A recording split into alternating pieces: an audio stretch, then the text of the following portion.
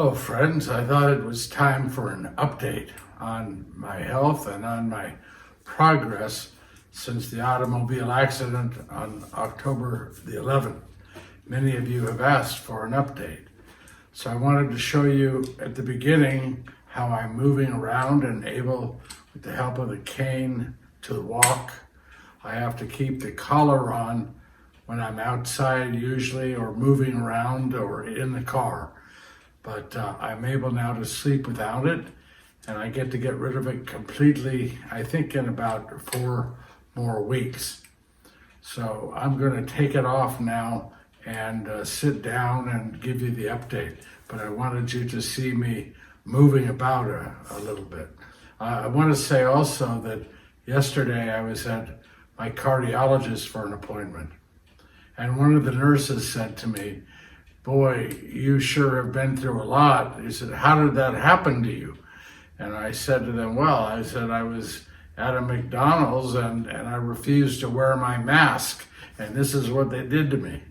And the nurse laughed. She says, "I want to get a picture of you and make a poster and hang it up and say, this is what happens to you if you don't wear a mask around here." So if nothing else, as I'm recovering, I can be a poster child for good COVID-19 habits. So give me a moment to sit down and to take off the collar. Thank you.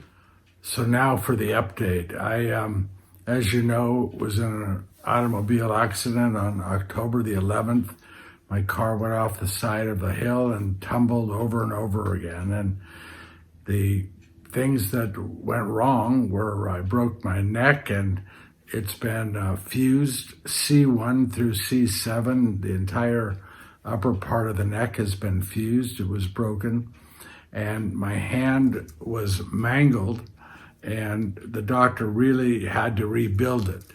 But I am able to start to move the fingers that are there. And again, the doctor rebuilt this. And if I had to tell you what's more painful, the neck or the hand, I would have to say over the last week or two, the hand has been much more painful as it continues to heal and get better. So the neck, I think, is pretty well done as far as the operation. It just is continuing to heal. I'm in therapy for the neck 2 or 3 times a week. Excuse me. Swallowing is still a little hard for me. They put tubes down my throat, and when I was in the hospital for quite a while, and it bothers my swallowing. But nonetheless, the neck operations are over, I'm told. I have a need for the therapy to strengthen the muscles and nerves or whatever around where the neck, where the titanium screws and nuts and bolts went in to hold my neck together. But that's doing fine. There are days when it's more painful than other days. The hand, I may require another 1 or 2 operations, I'm told, on the hand. I don't know for sure. One of them may be a skin graft, but there is some positive signs that my body is generating some decent skin around the bad area of the hand. But again, I'm lucky to have a hand. I was told afterwards that they thought going in they were going to amputate my entire hand.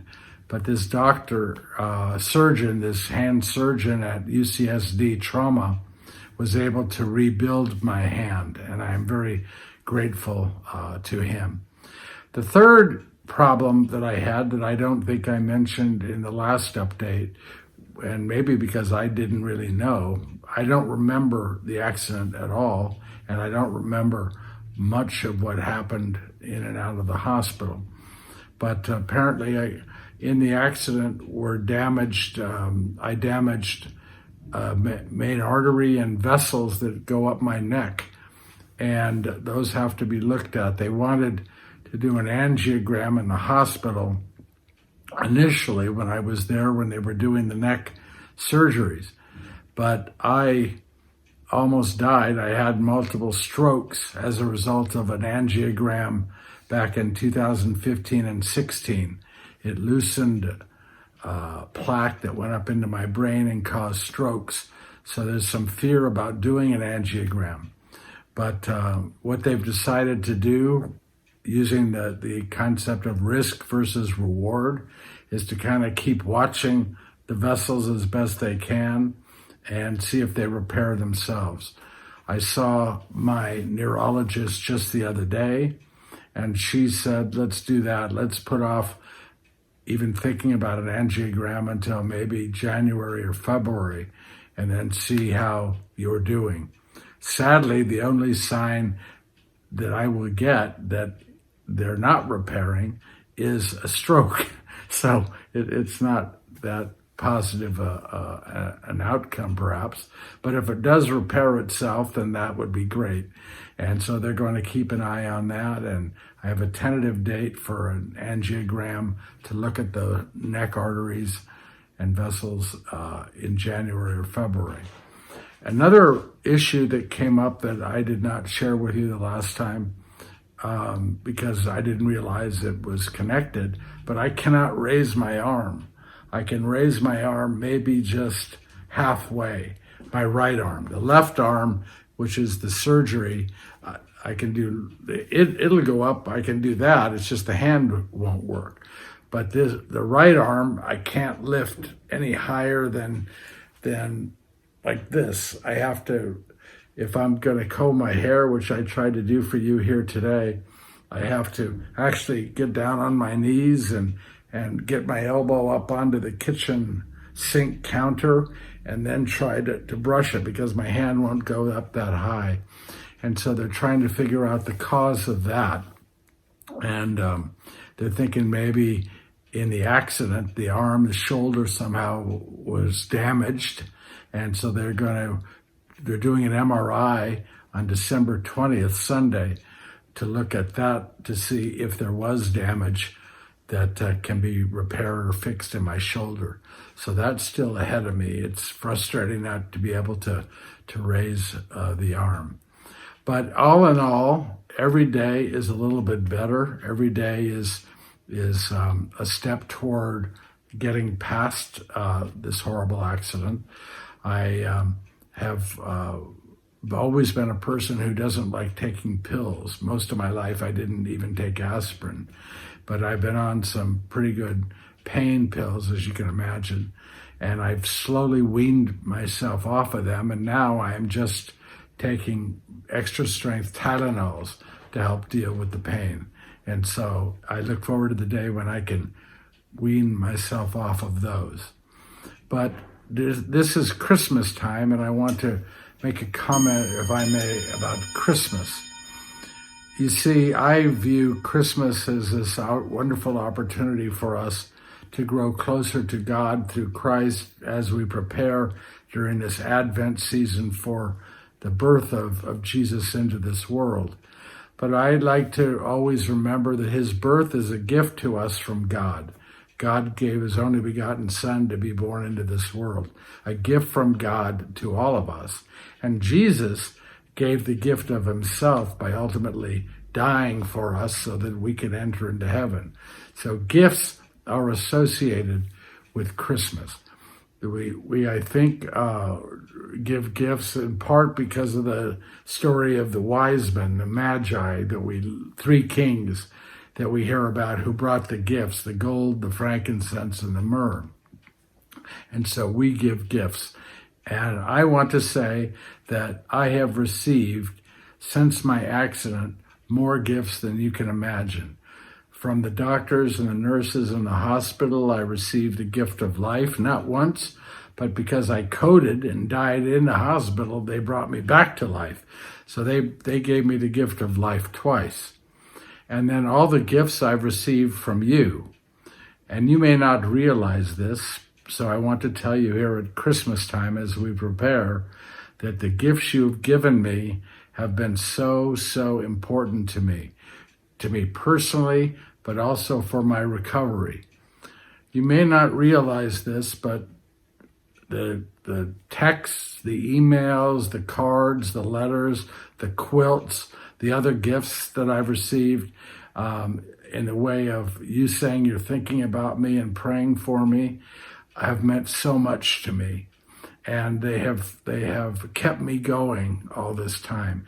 To read a card from people that are remembering me or something that I might have done in their life or around their life many years ago. I've been hearing from people that remember my ministry back to when it started at a parish in 1974.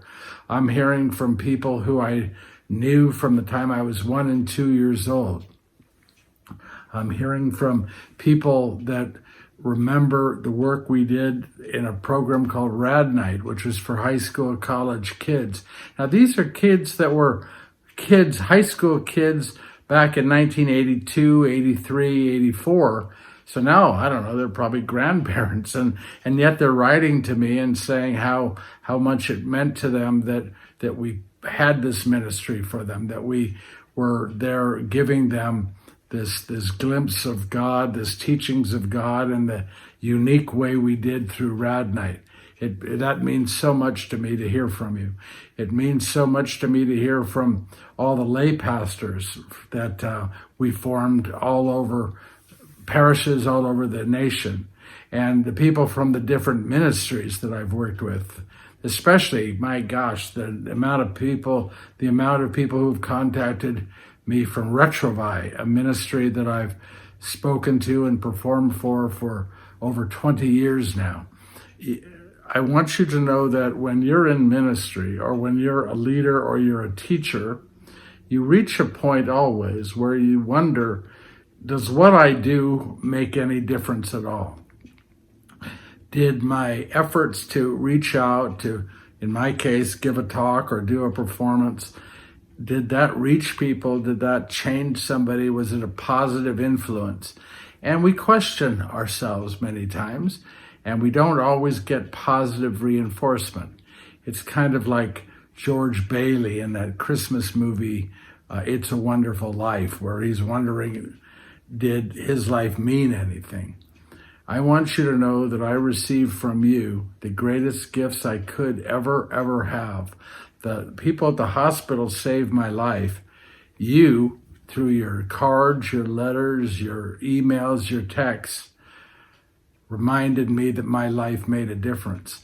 And it gives me the encouragement to keep trying, even though it's painful or it hurts, to not give up, to keep trying, to keep working through the pain and get better and heal and do what the doctors and the therapists say and pay attention to it.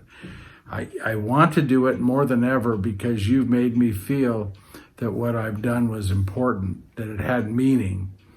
And I want you to know that the other messages that I've received, for example, I heard from a pastor friend of mine in Louisiana just the other day, and he said, get better soon because we want you back. So not only are you giving me encouragement through your messages, your letters, your texts, your emails, your Facebook, whatever, all the different ways you're reaching out to me, you're giving me a reason to work hard to get better. You're also making me feel that when I am better, I will be able to try to do the things I did before, to at least do some more talks or some more performances.